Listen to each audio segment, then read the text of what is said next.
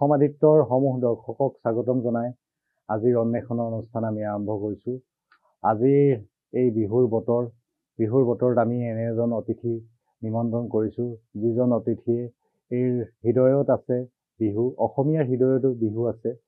তেখেতে সদায় বিহুক এটা আমাৰ তেখেতৰ হৃদয়ত কঢ়িয়াই লৈ ফুৰে আৰু তেনেকুৱা এজন ব্যক্তি বৰ বিহুৱা আমাৰ ডিব্ৰুগড়ৰ গৌৰৱ জিতেন দাস ডাঙৰীয়া। আমি তেখেতক আমাৰ এই অনুষ্ঠানলৈ স্বাগতম জনাইছোঁ। ধন্যবাদ মঞ্জিদা, হয়, নমস্কাৰ জনাইছোঁ। তেখেতৰ সৈতে আহিছে আন এজন সহযোগী দুৰ্গা গগৈ ঢুলীয়া। আমি তেখেতকো স্বাগতম জনাইছোঁ আমাৰ অনুষ্ঠানলৈ। আমি আজি বহুখিনি কথা আচলতে আমাৰ পাতিব লগা আছে। বিহুৰ বতৰত আমাৰ সংস্কৃতিৰ কথা পাতিব লগা আছে। আমাৰ সংস্কৃতি ভৱিষ্যত প্ৰজন্মই কেনেকৈ আদৰি লৈছে, ভৱিষ্যত প্ৰজন্মক আমি কি এৰি থৈ যাম, এই কথাবোৰ আমি আলোচনা কৰিবলগীয়া আছে। এই কথাবিলাক আলোচনা কৰিম, মাজে মাজে আপোনাৰ পৰা বিহু শুনিম, আপোনাৰ পৰা আপোনাৰ পেঁপা আমি শুনিম, আপোনাৰ বাঁহীৰ সুৰ শুনিম, ঢোলত ৰগৰ দিবই তেখেতে। এইখিনি আমি আচলতে আজি আপোনাৰ পৰা শুনিম। আমাৰ দৰ্শকসকলেও এইখিনি আজি দেখিবলৈ পাব। দৰ্শকসকলে বহু দৰ্শকে তেখেতক চিনি পায়, অসমৰ লোক সংস্কৃতিৰ কাৰণে সদায় কাম কৰি থকা এজন ব্যক্তি। আমি প্ৰথমে তেখেতৰ পৰা এটা ঘোষাৰে অনুষ্ঠানটো আৰম্ভ কৰিবলৈ অনুৰোধ জনাম। হয় মঞ্জিদা, ধন্যবাদ। যিহেতু বিহু সমাগত পালেহিয়ে, আমি ঘোষা এটা গাইছোঁ। যিটো ঘোষা গালে আচলতে আমাৰ হুঁচৰি গোন্ধটো গাত লাগি যায়, প্ৰভাৱ পৰে। এই দেউতাৰ পদূলিত গোন্ধাইছে মাধুৰী, কেতেকী মলে মলাই ঐ গোবিন্দাই ৰাম। এই প্ৰভুদেৱৰ নামঘৰ দেখোঁতে ভয়ংকৰ, নামেৰে পাতিছে থলি ঐ গোবিন্দাই ৰাম। ঐ ৰঙালী ঐ কঙালী ঐ, বহাগৰ বিহুতে ধেমালি ঐ, ৰঙালী ঐ কঙালী ঐ, বহাগৰ বিহুতে ধেমালি ঐ। বিহু বিহু লাগিলেই এতিয়া আপুনি ইমান ধুনীয়া ঘোষাৰে আৰম্ভ কৰিলে। আমাৰ আচলতে পৰম্পৰা, আধ্যাত্মিকতা, এই কথাখিনি আচলতে বিহুৰ মাজত সোমাই থাকে, বৰ ভাল লাগে। বিহু বুলি ক'লেই আচলতে জাতিটোৰ সমন্বয়ৰ কথা কয়, বিহুৱে সদায় সম্প্ৰীতিৰ কথা কয়। বিহুৰ বতৰত আপোনাৰ অনুভৱ কেনে হ'ল? অনুভৱটো খুব ভাল হৈছে। আৰু মঞ্জিদা, খুব ভাল এটা হৈছে, অসমৰ নতুন প্ৰজন্মই ঢোল পেঁপা বাঁহী বিহু নাচ শিকিবলৈ একদম আগ্ৰহ হৈ আছে। আৰু লগতে অভিভাৱকসকলো, যিহেতু মোৰ অনুষ্ঠান আছে আমোলাপল্লী চাৰিআলিত ডিব্ৰু সংগীত বিদ্যালয়, তাত 200 ল'ৰাই ঢোল শিকি আছে। গোটেই বছৰ জুৰি প্ৰতি দেওবাৰে হয়, আৰু নাচো শিকি আছে তেনেকৈ। আৰু মোৰ জুলাই মাহত এটা বিহু আখৰা এইটো ৱৰ্কশ্বপ কৰ্মশালা কৰোঁ আচলতে। কৰ্মশালাটোত মই ঢোল পেঁপা বীণ নেগেৰা বাঁহী এইবিলাকো দিওঁ অফ ছিজনত তাৰমানে। আৰু তাতো বহুত যথেষ্ট ল'ৰা ছোৱালী আহে, ল'ৰাও আহে ছোৱালীও আহে। গতিকে খুব এটা ভাল লক্ষণ। আগতে যিহেতু মঞ্জিদা আমাৰ গাঁৱত হুঁচৰি গাওঁতে 2টা ঢোল আছিলে, এতিয়া ঘৰে ঘৰে ঢোল হোৱা নিচিনা হ'ল, ঘৰে ঘৰে পেঁপা হোৱা নিচিনা হ'ল। গতিকে এইটো এটা ভাল লক্ষণ। নতুন চামে, নতুন প্ৰজন্মই খুব সুন্দৰভাৱে বিহুটো আঁকোৱালি লৈ তেওঁলোকে শিকিব বিচাৰিছে আৰু শিকিছোঁ যথেষ্ট। হয়, আমি যে মাজে মাজে ধৰক আমাৰ আলোচনাবিলাক হয়, ধৰক আমাৰ সংস্কৃতিটো যেন ক'ৰবাত হেৰাই যাব। আপোনাৰ কথাখিনি মোৰ শুনাৰ পাছতেই প্ৰথমতে এটা উৎসাহ জাগিছে, যে মনটো ভাল লাগিছে যে ঘৰে ঘৰে ঢোল হৈছে, ঘৰে ঘৰে আপোনাৰ পেঁপা হৈছে, ল'ৰা ছোৱালীবিলাকে শিকিবলৈ আগ্ৰহ কৰিছে। নিশ্চিতভাৱে সঁচাই এটা শুভ লক্ষণ। শুভ লক্ষণ। আৰু এটা মঞ্জিদা মই কওঁ, মই ডিব্ৰুগড়তে কৈছোঁ, আপোনাৰ ইংলিছ মিডিয়াম স্কুলখনো বহাগত বিহু অনুষ্ঠান এটা পাতে। আৰু বিশেষকৈ মোৰ চলবুৰ্গত, ডনবস্কত, আপোনাৰ শিক্ষা ভেলীত বহুত ছাত্ৰ ছাত্ৰী আছে ঢোল শিকা। আৰু তেওঁলোক এতিয়া মোৰ ৰিচেণ্ট আপোনাৰ বিহুৰ পাছত 23 তাৰিখৰ পৰা 4 দিন মোৰ শিক্ষা ভেলীত বিহুৰ আখৰা আছে। এইটো কৰ্মশালা আচলতে, তেওঁলোক শিকাব যাম বস্তুটো। সেইটো ভাল এটা নহয় জানো, কওকচোন? হয় বাৰু, আপোনাৰ মই ব্যক্তিগত যাত্ৰাটোৰ কথা অলপ আপুনি ক'ব নেকি? আপোনাৰ নিশ্চয় নিশ্চয়, ব্যক্তিগত যাত্ৰাটো নিশ্চয় ক'ম মই। হয় মঞ্জিদা, 80 মানৰ পৰা বিহু কৰিছোঁ। তেতিয়া আপুনি কিমান বয়স? তেতিয়া মোৰ আচলতে 6 বছৰ 7 বছৰ আৰু প্ৰথম মই ৰাস কৰিছিলোঁ মোহনাগত আমাৰ ৰাস শিকাইছিলে আৰু মই ৰাস কৰি মেলি তেতিয়া মোৰ আমাৰ ভীমকোৰ ছাৰ আছিলে আমাৰ বন্ধু কেইবাজন আছে ভদ্ৰকান্ত দাস গুৱাহাটীত থাকে কীবৰ্ডিষ্ট তেওঁ ৰাস কৰিছিল একেলগে কৰিছিলোঁ আৰু কোনোবা উদয়দিত্য গগৈ DSP তেওঁ কৰিছিল এতিয়া গুৱাহাটীত থাকে বহুত জেগাত থাকে আমাৰ বন্ধুসকল আৰু তেতিয়াৰ পৰাই আমি লোক সংস্কৃতিৰ প্ৰতি আমি হেঁপাহ আৰু মোৰ প্লাছ পইণ্ট ক'ত মঞ্জিতা মই গৰুবিৰ আংনাত মাখিৰতী আৰু দীঘলতি কাটিব গৈছিলোঁ হাবিত তেতিয়া মই এটা বাঁহী হেৰাই পালোঁ লগৰীয়া এটা সতে আৰু তেওঁক পইচা কেইটামান দি মই বাঁহীটো কিনি ল'লোঁ আৰু বাঁহীটো মই আনি পিনি ঘৰত বজাব লওঁ তেতিয়া ঘৰত গালি পাৰে আকৌ যে এই শ্ৰীকৃষ্ণ ওলাব বাঁহীটো যেতিয়া বজাই থাকে বাঁহীটো ঘৰত বজাব নিদিয়ে আৰু বাঁহীটো কি তেতিয়া মানুহ দেখাই দিত নাই কেনেকৈ বাঁহী ধৰে কেনেকৈ বজায় একো নাই তাৰমানে মই জুলাই মাহত আমাৰ তাতে নৈ ব্ৰহ্মপুত্ৰ পাৰত আৰু কেৰম বৰ্ড খেলে মই কৃষ্ণ ওচৰ আছে তাতে বহি কিনে বাঁহীটো প্ৰেক্টিছ কৰি থাকোঁ বা নৈত নাৱত বহি কিনে বাঁহীটো প্ৰেক্টিছ কৰোঁ আপোনাক কেতিয়াবা কয় নাই বাৰু যে আপুনি যদি ঘৰত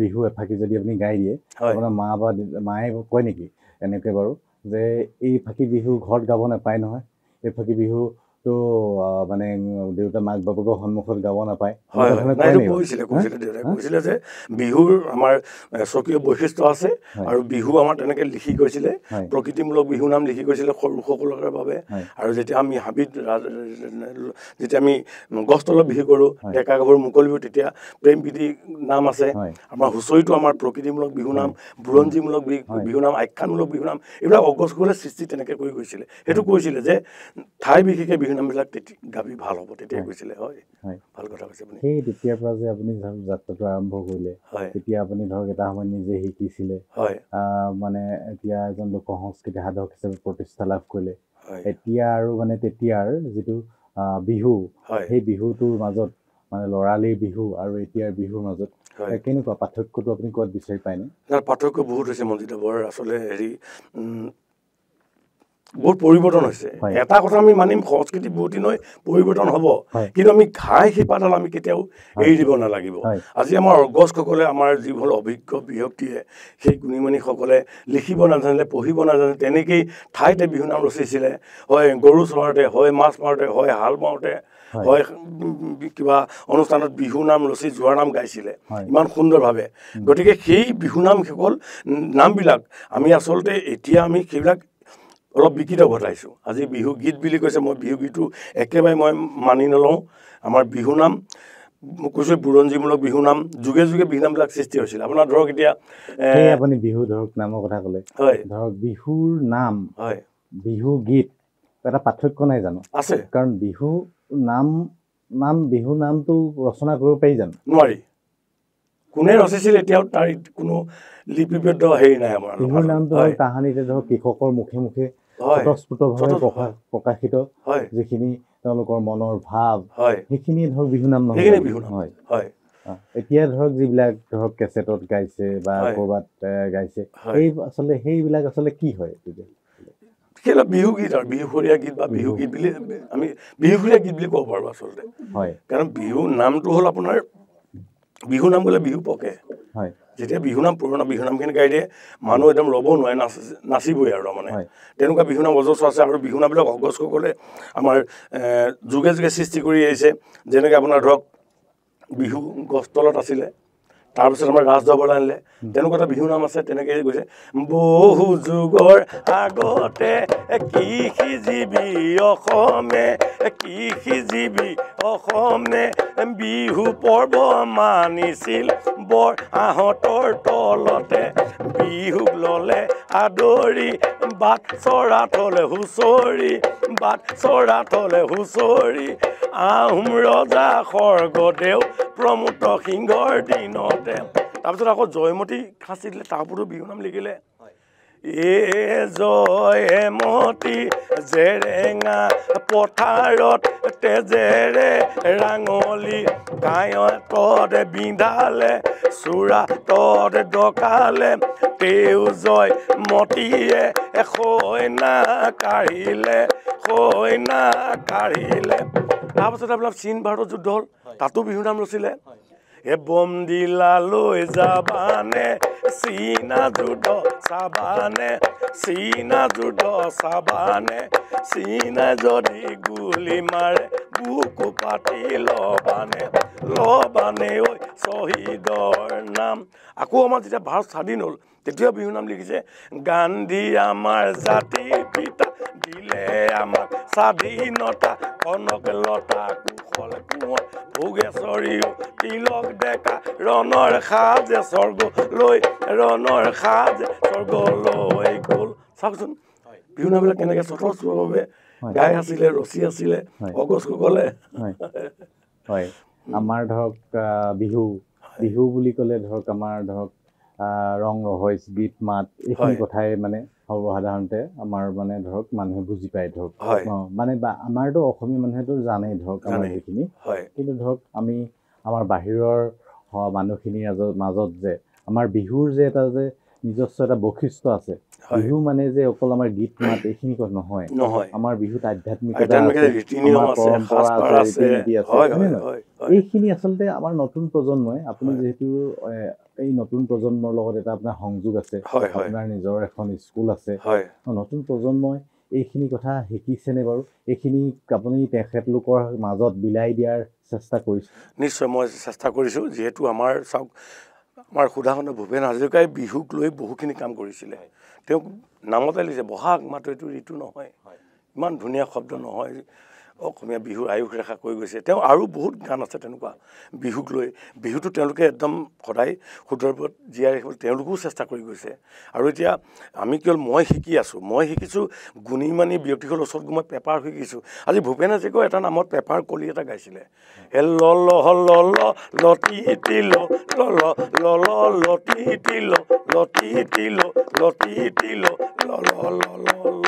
ইমান ধুনীয়া আপোনাৰ পেঁপা সুৰৰ নাম আছে, মই ক'ম অলপ পাছত। সেই আমাৰ নতুন প্ৰজন্মক আচলতে মই এই পুৰণা অভিজ্ঞ ব্যক্তিসকলৰ পৰা মই পেঁপা সুৰ, ঢোলৰ চাপৰ, বিহু নামৰ সুৰ আৰু বীণৰ সুৰ, আজি মই বীণখন আনিব থাকি গ'ল, সেইবিলাক শিকি পিনি আমি সদায় শুদ্ধ ৰূপটো আমি দিবলৈ চেষ্টা কৰিছোঁ। আৰু যিহেতু চাওক আপুনি, আজি আমাৰ বিকৃত এনেকুৱাকৈ হৈছে, আজি আমাৰ মিডিয়াসকলকো মই অকণমান ক'ব লাগিব। যিহেতু ভোগালী বিহুৰ সময়ত ভেলাঘৰত গৈ তেওঁলোকে বিহু অনুষ্ঠান পাতে। ভেলাঘৰত আমাৰ বিহু অনুষ্ঠান আচলতে তেনেকৈ হ'ব নালাগে। আৰু ভেলাঘৰত আমাৰ পিঠা পনা ভাজে, ভেলাঘৰত কেতিয়া পিঠা পনা নাভাজে। আমি আজি যদি 40 বছৰ পাছত আমাৰ নতুন প্ৰজন্ম আমি এই বিহুবিলাক দেখাই থাকোঁ, তেওঁলোকে কি শিকিব? আমাৰ বিহুটো কি আছিলে কি নাই একো নাজানিব। আপুনি একদম শুদ্ধ কথা কৈছে। বহাগ বিহুৰ তাৎপৰ্য কি, মাঘ বিহুৰ তাৎপৰ্য কি, কাতি বিহুৱে আমাক কি কয়, এই কথাখিনি যে আমাৰ যে এটা যে সুকীয়া যে প্ৰেক্ষাপটত যে কৃষিজীৱী আমাৰ বিহুটো হ'ল কৃষিভিত্তিক, কৃষিৰ ওপৰত ভিত্তি কৰি যিহেতু উৎসৱটো হয়, আৰু সেই উৎসৱটোৰ সেই সময়ৰ লগত সদায় গোটেই বিষয়টো ৰজিতা খাই থাকে। আৰু সেই অনুসৰি বিহুটোৱে আমাক আহ্বান কৰে। এতিয়া বহাগৰ সময়, বহাগত যেতিয়া ঢোলটো আমি বহাগতহে আমি ঢোলটো তুলি লওঁ। মোৰো সৰু কালত মোৰ মনত পৰে, কোনোদিনেই মানে আমাৰ মাঘৰ বিহুৰ মেজিৰ ভেলাঘৰ বা মেজিৰ কাষত ঢোলটো মই কাকো তুলি লোৱা দেখা নাছিলোঁ। সেইটো একদম শুদ্ধ কথা। সেইকাৰণে মানে একাকাৰ আচলতে কৰিব নালাগে, মানে আচলতে স্বকীয়তাটো ৰক্ষা কৰিব লাগে। সকলোৱে আচলতে এই ক্ষেত্ৰত সদায় গুৰুত্ব সহকাৰে ল'ব লাগিব। আৰু কি হ'ল, আমি আমাৰ অসমীয়া জাতিৰ বিহুৱে প্ৰাণ, বিহুৱে মান আমাৰ। সেই বিহুটোক যে আমি শুদ্ধৰূপে আমি ৰখাব নোৱাৰোঁ, আজি ভৱিষ্যতে 40 বছৰ পাছত আমি কি দেখাম, তাৰমানে কি ক'ম? এতিয়া চাওক আপুনি, আৰু এটা গছ তলৰ পৰা আপুনি ৰাজদৰবাৰলৈ গ'ল, ৰাজদৰবাৰ আপুনি মঞ্চলৈ আহিলে, হয় নহয়? গছ তলৰ পৰা আপোনাৰ স্বৰ্গদেউ বাটচৰালৈ গ'ল, বাটচৰাৰ পৰা আপোনাৰ চোতাললৈ আহিলে, চোতালৰ পৰা মঞ্চলৈ আহিলে, আৰু এতিয়া আপোনাৰ আমাৰ মানে সংবাদ মাধ্যমত আপোনাৰ বিহুৰ পৰিৱেশন হৈছে। বিহুটো আপুনি মানে ক'ত আপোনাৰ ডিফাৰেঞ্চ দেখিছে? ক'ত আপোনাৰ পাৰ্থক্যটো আহিছে আপুনি কওকচোন। যে আমাৰ এই এনেধৰণৰ যিটো প্ৰক্ৰিয়া, আচলতে এটা কথা শুদ্ধ কথা, বিহুটো ধৰক আহিব লাগিব, ধৰক আহিছে কাৰণে আজি মানুহৰ মাজলৈ আহি আছে, ধৰক আজি সংবাদ মাধ্যমৰ যোগেদি, কিন্তু বিহুৰ স্বকীয়তাটো ৰক্ষা হোৱা নাই। এই বিষয়টো আপুনি আচলতে আপোনাৰ দৃষ্টিভংগীটো কেনেকুৱা হ'ব, কেনেকৈ আপুনি আহ্বান জনাব যে বিহুটোৰ স্বকীয়তাটো ৰক্ষা কৰিবৰ কাৰণে হয় নিশ্চয় নিশ্চয় আপুনি গোটেই কথাখিনি ক'লে যেতিয়া বিহুটো আমাৰ মঞ্চলৈ আহিল মঞ্চ অহাৰ পাছত আমি বিশ্ব দৰবাৰলৈ গুচি গ'ল বিহু আজি ৱৰ্ল্ড ৰেকৰ্ড কৰিলে এইটো ভাল লক্ষণ কিন্তু আমি যেতিয়া মঞ্চলৈ অহাৰ পাছত আমাৰ যেতিয়া বিহু মেলাবিলাক পাতিছে বিহু আদৰণি হওক বা বিহু মেলা বিহু বহাগী বিদায় হওক এই অনুষ্ঠানবিলাকক সাধাৰণতে আমাৰ হুঁচৰি জেং বিহু আমাৰ অসমৰ বিভিন্ন জাতি জনগোষ্ঠীৰ সমাহাৰ আমাৰ অসমখন চবৰে আপুনি কি চাব কাৰ কি চাব মিচিঙৰ চাবনে দেউৰীৰ চাবনে সোণোৱাল কছাৰী চাবনে মৰাণ মটকা বিহু চাবনে কাৰ্বিৰ চাবনে তিৱা চাবনে বড়ো চাব সকলোৱে আমাৰ সংস্কৃতি ইমান সুন্দৰ সাজপাৰ ইমান ধুনীয়া সেইবিলাকক আমি লৈ পিনি আমাৰ সঁচাকৈ বিহু মেলাবিলাক পাতিব লাগে সেই বিহু মেলাত এই সকলোকে যিমান পাৰে মাতিব লাগে আৰু সেই অনুষ্ঠান আমি পৰিৱেশন কৰাব লাগে এতিয়া চাওক আপুনি লাখ টকীয়া 5 লাখ 7 লাখ 8 লাখ শিল্পীক মাতি আমাৰ বিহু মঞ্চ পাতিছে সেই অনুষ্ঠান আমাৰ একচুক গ্ৰহণযোগ্য নহয় আৰু চাওক আপুনি আজি বিহু মঞ্চত হিন্দী গীতক প্ৰাধান্য দিবলগীয়া হৈছে যিহেতু বিহু মেলা পাতিছে তাত আমাৰ হিন্দী গীতৰ কোনো প্ৰয়োজনীয়তা নাই হিন্দী গীতৰ অনুষ্ঠান পাতক বেলেগে সাংস্কৃতিক খণ্ডিয়া অনুষ্ঠান পাতক আমাৰ কোনো আপত্তি নাই কিন্তু বিহু অনুষ্ঠানত আমাৰ হিন্দী গীত একেবাৰে বৰ্জন কৰিব লাগিবই নহ'লে আমাৰ অসমীয়া থলুৱা যিবিলাক লোকশিল্পীসকল আদৰ নাপাব আদৰ নাইকিয়া হ'ব এসময়ত গৈ পিনি গুৰুত্বপূৰ্ণ কথা ক'লে গুৰুত্বপূৰ্ণ কথা এইখিনি কথা মই সুধিবলগীয়া আছিলে আগতে কৈ পেলালোঁ আৰু ভালেই হ'ল আগতে ক'লে কিন্তু আপুনি এটা কথা মন কৰিব যে মানে গোটেই মানে আমি লক্ষ্য কৰিছোঁ গোটেই যিটো আপোনাৰ হেৰিয়াত মানে আমাৰ বিহু যি সন্মিলন বিহু সন্মিলন সেই সময়ত ধৰক 1967 চনত আপোনাৰ জামুগুৰিত প্ৰথমখন আপোনাৰ বিহু সন্মিলন অনুষ্ঠিত হৈছিলে আপোনাৰ এই বিহু সন্মিলনখন আৰু তাৰপিছত আপোনাৰ লতাশিলত হৈছে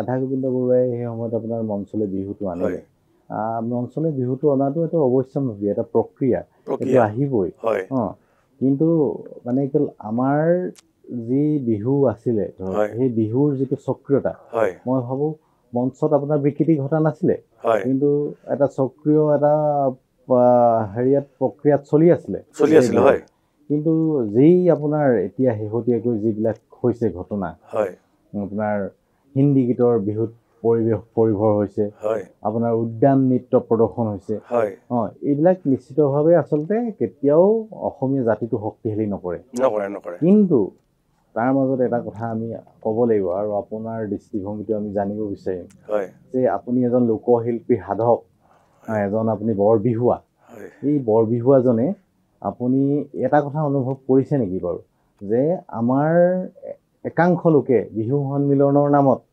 বিহুৰ যিখিনি মূল ধৰক আজি বিহু নাচ প্ৰতিযোগিতা বিহুৰ আপোনাৰ ঢোল বাদন প্ৰতিযোগিতা বিহুৰ আপোনাৰ গগনা প্ৰতিযোগিতা বাঁহী প্ৰতিযোগিতা পেঁপা প্ৰতিযোগিতা এনেকুৱাবিলাকৰ সলনি কেৱল সাংস্কৃতিক সন্ধিয়া এজন শিল্পীক লাখ লাখ টকা দি আনি গোৱাই তাতেই এখন বিহু সন্মিলন সামৰিব বিচাৰে নেকি বাৰু তাত বাৰু ক'ৰবাত আমাৰ সংস্কৃতিটো অৱহেলিত হৈছে নেকি বাৰু এজন লোকশিল্পীৰ সাধক হিচাপে এজন বৰবিহুৱা হিচাপে আপোনালোক ক'ৰবাত অৱহেলিত হয় বুলি নিজৰ মনত ভাৱ হয়নে একদম ধুনীয়া কথা কৈছে আপুনি একদম আখৰে আখৰে এইটো সত্য কথা তাৰমানে আমাৰ বিহুবিলাকত আমাৰ যিবিলাক প্ৰতিযোগিতা পাতিব লাগে গুৰুত্ব দিব লাগে সেই গুৰুত্বটো একেবাৰে নাই আজি বিহু মেলাখন পাতিছে যদি বিহু মেলাত আমাৰ কণ কণ নাচনীসকল ঢুলীয়া পেপুৱাসকল নাহিলে আমাৰ বিহু নালাগে কিন্তু সেই ঢুলীয়া নাচনীসকল গুৰুত্ব নাই আপোনাৰ ঠেলি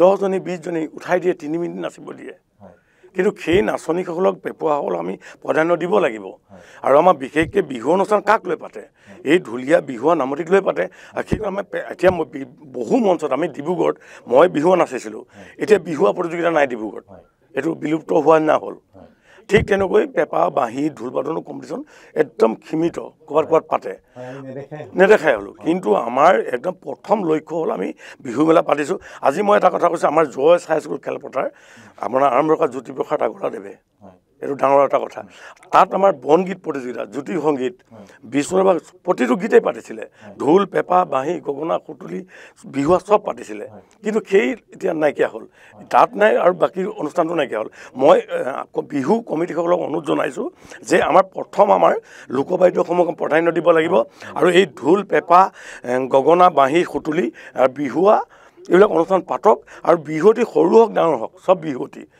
তেওঁলোকক প্ৰাধান্য দিয়ক, ঠেলি 10জনী 15জনীকৈ উঠাই অকণমান তেওঁলোকক সময় দিয়ক। আমাৰ ৰাতি আৰ্টিষ্টতকৈ তেওঁলোকক সময় দিয়ক, তেওঁক উচিত পুৰস্কাৰ ভালকৈ দিয়ক।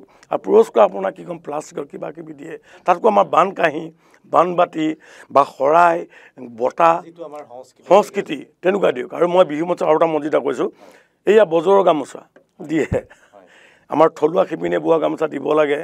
এইটো এটা মই অনুৰোধ কৰিছোঁ ৰাইজক, কাৰণ আমি এইখিনি যদি আমি সজাগ নহওঁ, কাইলৈ আমি নতুন প্ৰজন্মক আমি কি দেখাম, কি ক'ম। এতিয়া বিহুটো এনেকুৱাই হ'ব। এতিয়া বিদেশৰ মানুহ বিহু চাব আহে অসমত, তেওঁলোকে এতিয়া যিটো বিহু আছে সেইটোৱে বিহু বুলি ভাবিব। কিন্তু আমাৰ অতীতৰ যিখিনি আমাৰ অগ্ৰজসকলে ইমান ধুনীয়াকৈ সৃষ্টি কৰি গ'ল বিহু মেলা, আজি হওক ৰাধা গোবিন্দ বৰুৱাদেৱে কৰি থৈ গ'ল মঞ্চত, জ্যোতিপ্ৰসাদ আগৰৱালাদেৱে কৰি থৈ গ'ল, আৰু আমাৰ জ্যোতিপ্ৰসাদ পাছত আমাৰ নিৰ্মল চক্ৰৱৰ্তী ডাঙৰীয়া আছিল, তেওঁ আমাৰ অজস্ৰ সহায় কৰি গ'ল আমাৰ জয় চাৰ্চ স্কুল ক্ষেত্ৰত। তেওঁলোকৰ আদৰ্শলৈ বিহুবিলাক পাতক, মই সেৱা জনাইছোঁ, ৰাইজক অনুৰোধ কৰিছোঁ। হয়, ভাল লাগিছে। আমি বহুত মানে বিষয়টোৰ ভিতৰত বেছি ভিতৰলৈ সোমাই গৈছোঁ নেকি? হয়, বেছি হয়। সেইকাৰণে অকণমান আপুনি বাঁহীটো বজাওঁ। বাঁহীৰ মাতটো বৰ মিঠা আচলতে। এই যেতিয়া আমাৰ গৰখীয়াসকলে বাঁহী বজায়, এতিয়া সেই বাঁহীবোৰ আপুনি শুনিব নাপায় দেই, সঁচা কথা কৈছোঁ। ইমান মিঠা। ক'ৰবাত যদি আপুনি ৰাতিপুৱা কোনোবাই 11টা 12টাত বজাই গৈ থাকে চ'তৰ মাহত আলিয়ে আলিয়ে বা ৰাস্তাতে, কিমান ধুনীয়া লাগে নহয়। তাৰে অকণমান বজাইছোঁ মই।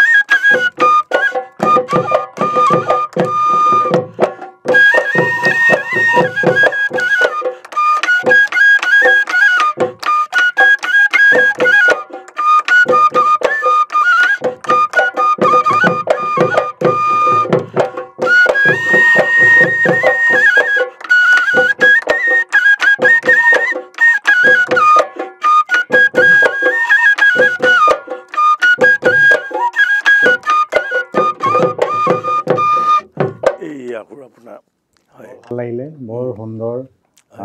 আচলতে আপুনি আচলতে গোটেইখিনি আচলতে বাদ্য আপুনি বজাব পাৰে, সেইখিনি আপোনাৰ দক্ষতা আছে। সেইখিনিৰ ওপৰত মোৰ নিচিনা এজনে আচলতে মানে আলোচনা আপোনাৰ ওপৰত আকাংক্ষা আগবঢ়াব পৰা ব্যক্তি নহয়। বহুত ভাল লাগিছে। ইয়াৰ মাজতে আমি আৰু কিছু কথা পাতিব লাগিব, যিহেতু মানে কি হ'ল, আমাৰ বিহুটো আমি ৰক্ষা কৰিবৰ কাৰণে, আমাৰ বিহুটো ৰাখিবৰ কাৰণে, অসমীয়াৰ হৃদয়ত বিহুটো সদায় সংস্থাপিত কৰি ৰাখিবৰ কাৰণে আপুনি যথেষ্ট কাম কৰিছে। এইটো কাৰণে কৰিছে বুলি কওঁ, আপুনি নিজেই কেৱল সাধনা কৰা নাই।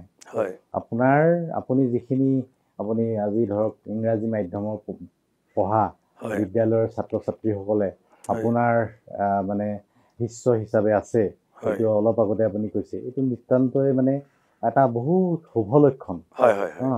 সেইকাৰণে ধৰক আপুনি ধৰক এতিয়া যিসমূহ ধৰক বিহু নামসমূহ আপুনি যিসমূহ আমাৰ আগতে চলি আছিলে, সেই বিহু নামসমূহ তেওঁলোকৰ মাজত আপুনি বিলাই দিছে। এই যে বিহু নামসমূহৰ আমাৰ যিটো স্বকীয়তা, এই স্বকীয়তাটো আমি ৰক্ষা কৰি আগন্তুক দিনত বিহুটো আমি সুৰক্ষিতভাৱে আগবঢ়াই লৈ যাব পাৰিম বুলি আপুনি ভাবেনে? মঞ্জিদা, হয়, চেষ্টা কৰি আছোঁ, যিমান পাৰোঁ চেষ্টা কৰিছোঁ, আৰু সেইখিনি মই বিলাই দিব চেষ্টা কৰিছোঁ, আৰু বহুতে লৈছে, আৰু লোৱাব লাগিব আমি, নহ'লে আমাৰ বিহুটো অতীতৰ যিটো আমাৰ পৰম্পৰা, যিটো মেইন আপোনাৰ বিহুটো নাথাকিবগৈ পাৰে হয়তো। কিন্তু নতুন বহুত যুৱকে এতিয়া গাইছে, মই হুঁচৰিটো দেখা পাওঁ, সেইবিলাক হুঁচৰি উলিয়াইছে আমাৰ পুৰণা বিহুবিলাক যেনেকৈ ফুলকৰৰ গীত, মণিকৰৰ গীত, চিকন খৰিয়ৰ নাহৰৰ গীত, জয়মতী গীত, এই গীতবিলাক তেওঁলোকে হুঁচৰি উলিয়াইছে, উলিয়াই এতিয়া হুঁচৰিবিলাকত পৰিৱেশন কৰিছে। সেইটো খুব ভাল হৈছে। আৰু মই আৰু এটা কৈছোঁ, বিহু বহুত একোৱে বিকৃত হৈছে, কিন্তু নতুন প্ৰজন্মই অলপ শুদ্ধৰবোধ কৰিও আছে, চেষ্টা কৰিছে আচলতে। হয়, ঢোলৰ চাপৰ সলনি হৈছে। মই এটা কথা কওঁ, এতিয়া নাচনি মই দেখিছোঁ বহু আখৰাত, আমি যদি পুৰণা নাম এটা পুৰণা ঢোলৰ চাপ এটা গাই দিওঁ, তেওঁলোকে কেতিয়াবা ৰৈ দিয়ে। কাৰণ এতিয়া এনেকুৱা হৈছে, এটা কৰিঅ'গ্ৰাফত বিহুটো বান্ধি দিছে। কোনোবাই বিহু আখৰা কৰ্মশালা দি আছে, মই কেতিয়াবা শুনো মানে বিহুটো মানে যে প্ৰতিযোগিতাৰ কাৰণে বিহুটো 13 মিনিটৰ স্ক্ৰিপ্টটো বনাব লাগিব, আৰু সেই স্ক্ৰিপ্টৰ ভিতৰতে মানে গাব লাগিব গোটেই বস্তুটো। মানে বিহুটো মানে এটা স্ক্ৰিপ্টৰ মাজত আবদ্ধ হৈছে নেকি? হৈছে। আপোনাৰ হুঁচৰি এতিয়া মই দেখিছোঁ, হুঁচৰি যদি আপুনি মঞ্চত মই চোতালত হুঁচৰি এটা গাব মাতিলে, তেওঁলোকক 25 মিনিট বা 30 মিনিটৰ হুঁচৰিটোকে সামৰিব। কাৰণ তাৰপাছত তেওঁলোকৰ এই বিহুৰ যিটো স্বকীয়টো তেওঁলোকৰ নাই তাৰমানে আচলতে।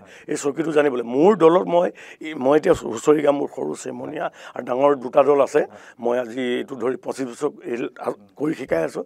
মোৰ চেমনীয়া দল এইটোৱে শিকাইছোঁ।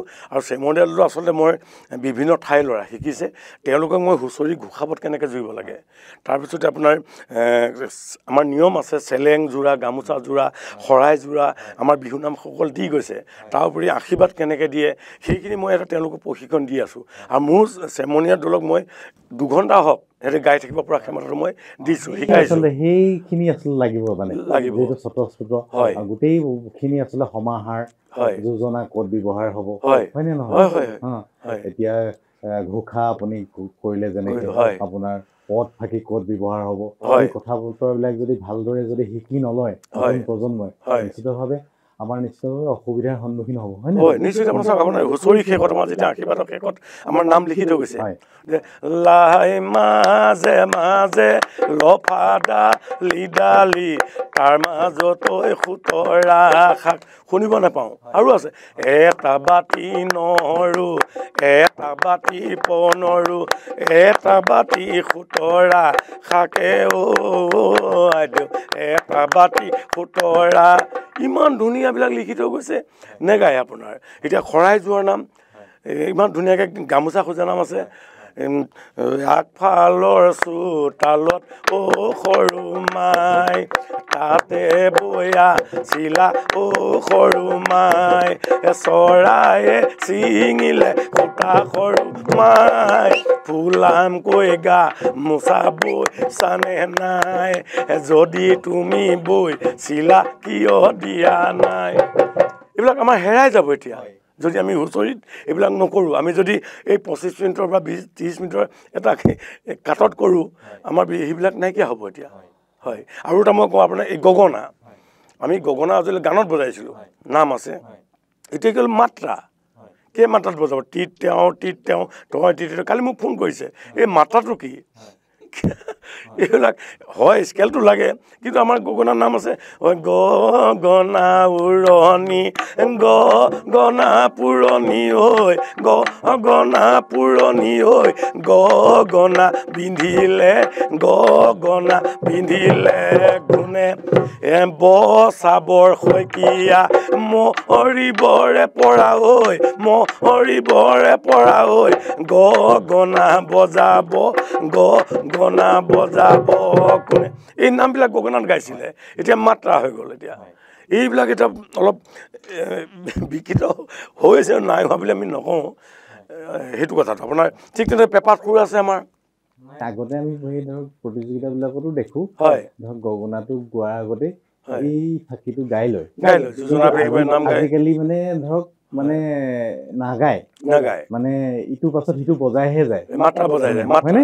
16 মাত্ৰা, 12 মাত্ৰা, 14 মাত্ৰা, এইটো আৰু বস্তুটো।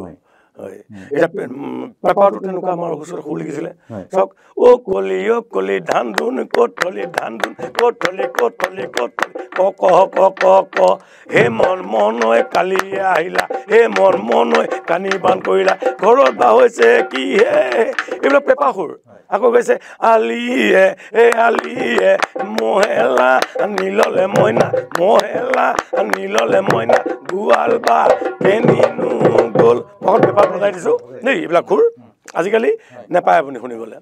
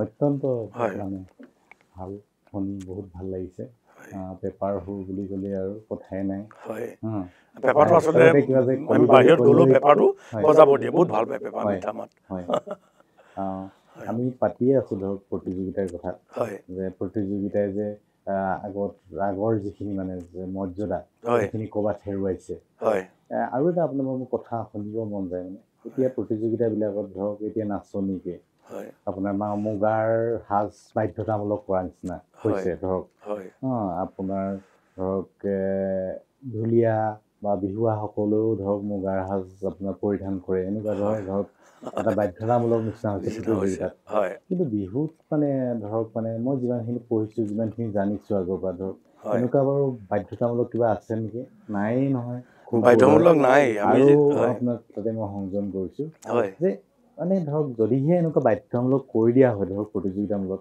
ভাল ধৰক আমাৰ নাচনী এজনী আছে ধৰক নাচিবৰ তাৰ মন কৰিছে প্ৰতিযোগিতাত তেওঁ ধৰক এটা দুখীয়া পৰিয়ালৰ তেওঁ ধৰক একো আজি তাৰিখত এসাঁজ মুগাৰ সাজ কিনিবৰ কাৰণে তেওঁ পৰা নাই তেওঁ ধৰক প্ৰতিযোগিতাৰ পৰা বঞ্চিত হোৱা নাই বিহুটোৱেতো আমাক বৈষম্যৰ কথা কোৱা নাই একদম সত্য কথা কৈছে আপুনি আজি কি হৈছে আপোনাৰ পইচা নহ'লে বিহু নহ'ব এনেকুৱা হৈছেগৈ আৰু আমি যেতিয়া বিহু কৰিছিলোঁ আমি আৰু ধুতিখনো আমাৰ নাছিলে চাদৰ এখন পিন্ধিছিলোঁ থপিয়াই মেলি আনি পিনি তাৰপিছতে গেঞ্জি বা বগা চোলা এটা যি আছে আৰু পিন্ধি পিনি কঁকালত পানী গামোচা মাথাটো পানী গামোচা মাৰিছিলোঁ ফুলাং গামোচা নাছিলে মায়ে বৈ দিয়া পানী গামোচা আৰু টঙালীজন নাছিলে সেই সময়ত তাৰপিছতে আপোনাৰ বিহুৱা নাচনী গছ তলত বিহু কৰিব গ'ল ৰঙা কিবা মেখেলা এখন বা ৰিহা এখন যি আছিলে মাকৰ পিন্ধি যায় বিহু কৰিছিলে আৰু তেতিয়া গামখাৰু ইমান দাম কোনে পিন্ধি পাৰিব তেতিয়া যি পিন্ধে গহনা পাতি এপাত পিন্ধি গ'ল আৰু অকণমান দেখনীয় কাৰণে আৰু ওঠৰত আপোনাৰ বহনজুৰি আছিলে হাতত জেতুকা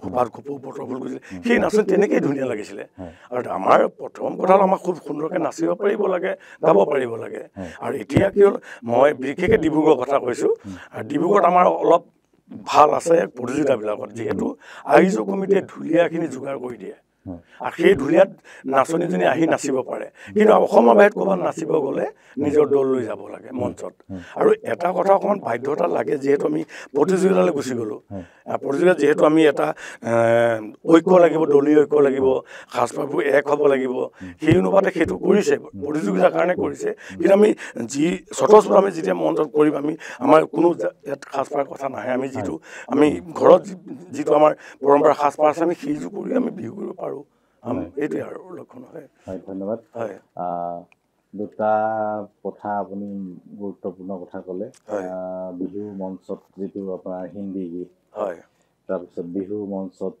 প্ৰকৃত ধৰক বিহুৱা নাচনী এইবিলাকক যে মানে ক'ৰবাত অৱহেলিত হৈছে এই যে বিষয় দুটা আপুনি বৰ গুৰুত্বপূৰ্ণ দিশ উনকিয়াই দিছে বিহু সমিতিসমূহে এই বিষয়সমূহ আচলতে গুৰুত্ব দিব লাগে আমি বিহু সমিতিসমূহলৈ আমাৰ আহ্বান থাকিব যিহেতু প্ৰকৃত আচলতে বিহুৱা নাচনী হুঁচৰি দল এইবিলাক আচলতে গুৰুত্ব দিব লাগে এতিয়া আৰু এটা মানে নতুন আজিকালি সংযোজন দেখোঁ আগতে মানে হুঁচৰি দেখোঁ আমি এতিয়া বিহু হুঁচৰি বুলি কয় এইটো আচলতে মানে নতুনকৈ সৃষ্টি কৰে নহয়, নতুন সৃষ্টি হয়। আমাৰ অংকচ কবলৈ আমাৰ বিহু 3 ভাগত কৰি থৈ গৈছিল তেতিয়া। এটা হ'ল ডেকা গাভৰু মুকলি বিহু, এটা হ'ল আমাৰ জীয়ৰী কাৰণে জেং বিহু বা গছতলৰ বিহু, আৰু এটা হ'ল পুৰুষৰ হুঁচৰি।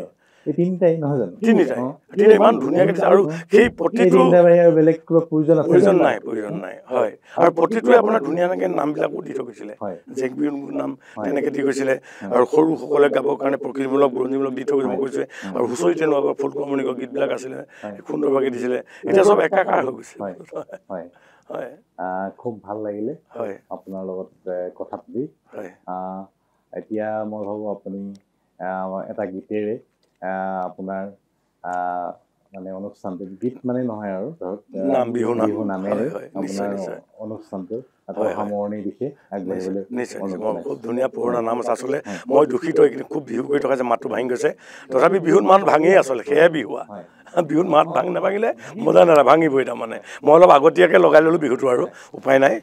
হে মোৰ ধন কলীয়া দয়াঙৰ দেৱতা, অ কলিমতী বিহুৰে আই, হে কলিমতী বিহুৰে আই, হে দেৱৰ গাঁৱৰ ঢোলে বিহু বৰত বাজিলে, বিহুৰে বাতৰি পাই, ঐ সোণৰ ধোঁৱা কোৱাত খালি ঐ মনিৰাত, খালি ঐ মনিৰাত, ৰূপৰ ধোঁৱা কোৱাত খালি, ঐ কিনো ৰজা ঘৰত দুৰুৱা চুৰিলি,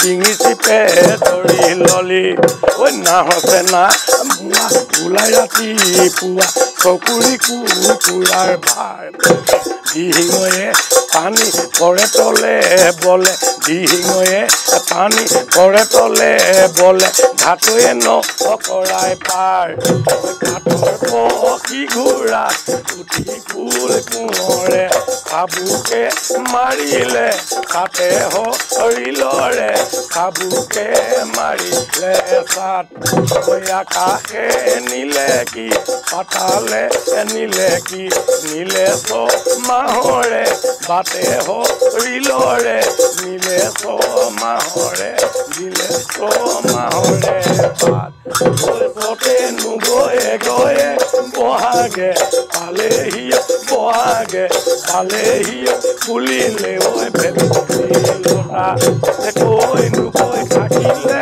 উৰকে নপৰে, ঐ উৰকে নপৰে বহাগৰে বিহুৰে। এইয়া উৰকে নপৰে বহাগৰ বিহুৰে কথা কৈ থাকিম, গাই থাকিম। হয়, ভাল লাগিলে। আপুনি বিহু বৰৰ কথা ক'লে যে মোৰ মানে মনত পৰি গ'ল। আচলতে বিহু বৰ আৰু কলীয়া বৰৰ মাজত ডাঙৰ সংযোগ আছে। মানে এই কথা বতৰাবিলাক আচলতে আলোচনা নহয়, কিন্তু বিহু বৰত বহুতে নাজানে কথাটো। বিহু বৰত আপোনাৰ যেতিয়া 1253 যেতিয়া আপোনাৰ চৰাইদেউৰ পৰা বিহু বৰলৈ আহি আপোনাৰ স্বৰ্গদেউ চাওলুং চুকাফাই তাত বিহু দেৱতা বিচাৰিছিলে। বিহু দেৱতা বিচাৰি আপোনাৰ কলিয়াবৰলৈ নাৱেৰে যাত্ৰা বিহু দেৱতা আনিব। কিন্তু কলিয়াবৰত গৈ বিহু দেৱতাক নাপালে। তাৰ পৰা তৰা 4 জুপি লৈ উভতিলে দলটো। উভতি আহি বিহুবৰত সেই থাপনাখন পাতিলেহি, বিহুৰ থাপনা। সেই 17 তাৰিখে স্থাপনা এখন পাতিছিলে, আৰু তেতিয়াৰ পৰা আমাৰ বিহু আখৰাবিলাক আৰম্ভ হয়। আৰু সেইকাৰণে বিহুত এই কলিয়াবৰ আৰু বিহু বৰটো খুবেই সংযোগ ঘটি থাকে। মানে এই কথা বতৰাবিলাক কিন্তু মানে মানুহে বহুতে নাজানে। সদিয়াৰ পৰা বিহুটো গৈ বুলি কলিয়াবৰ বিহু সামৰিছিলে তেতিয়াহ'লে। বিহুৰ দেৱতা ধন কলীয়া, এতিয়া কলিমতী আই। আপুনি বৰ ধুনীয়া এটা আমাকো শিকালে আজি কথা এটা।